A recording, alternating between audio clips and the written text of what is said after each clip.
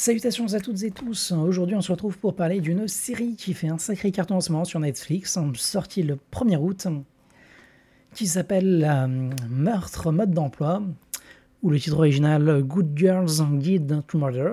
Donc, c'est l'histoire de Pip, une jeune fille de 17 ans, incarnée par Emma Myers, qui, pour ceux qui ont regardé la série, très mauvaise qualité, mercredi ou Wednesday, qui est jouée de l'acolyte de Jenna Ortega.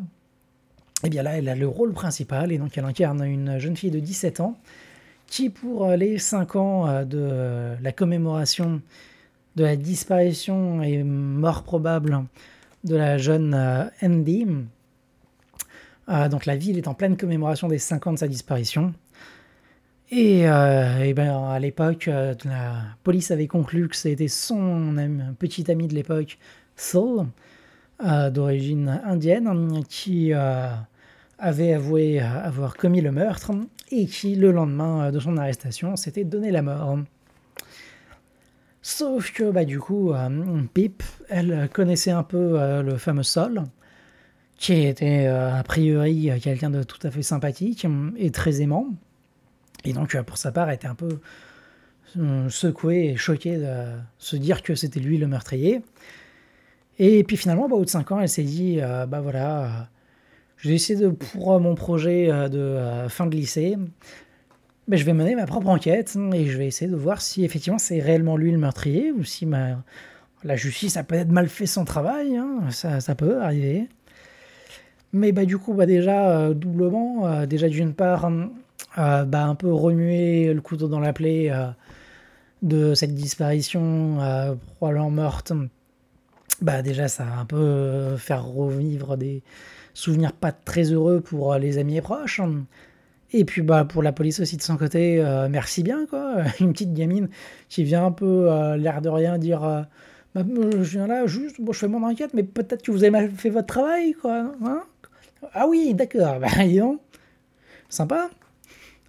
Donc du coup, forcément, sacrément bonne ambiance. Et du coup, pour un peu ceux qui connaissent Enola Holmes, qui est d'ailleurs, soyez en passant, des films très médiocres. Voilà, ça un peu reprend le principe d'une jeune fille qui joue un peu les Sherlock Holmes, mais en beaucoup plus réussi, je trouve, personnellement. C'est un peu cette vibes de séries comme Elite ou 13 Reasons Why. C'est-à-dire, en fait, on enquête sur un meurtre via le prisme de jeunes. Donc là, en l'occurrence, Pip, et qui va aussi faire équipe avec Ravi, qui est petit frère de Saul. Donc du coup, il y aura un peu cette dynamique à la Holmes et Watson qui va être recréée pour l'occasion de la série. Et il faut dire que ça marche plutôt très bien, je trouve. Et cette vibes un peu teen movie, on va dire, elle est aussi un peu contrebalancée avec presque un réel professionnalisme autour de cette enquête. Et pour le coup, en termes de structure de la série en elle-même, très dynamique, en seulement 6 épisodes de 40 minutes, on se rapproche un peu plus de la série Mare of Easttown. Et d'ailleurs, la série, donc, elle est disponible sur Netflix pour la France. Mais donc, à l'origine, c'est une série qui a été faite par Max, HBO Max aux États-Unis, qui est elle aussi la plateforme qui avait fait Mare of Easttown, justement. Donc en fait, on retrouve un peu cette patte. Donc en tout cas, pour cette première saison, c'est tout à fait réussi. C'est assez dynamique, bonnes vibes. Et il y a beaucoup d'enquêtes qui, un peu comme dans Mare of Easttown, c'est-à-dire que on a énormément de pistes, on est continuellement avancé de l'une à l'autre. Des fois, on oublie une, puis on y revient, on y retourne et machin.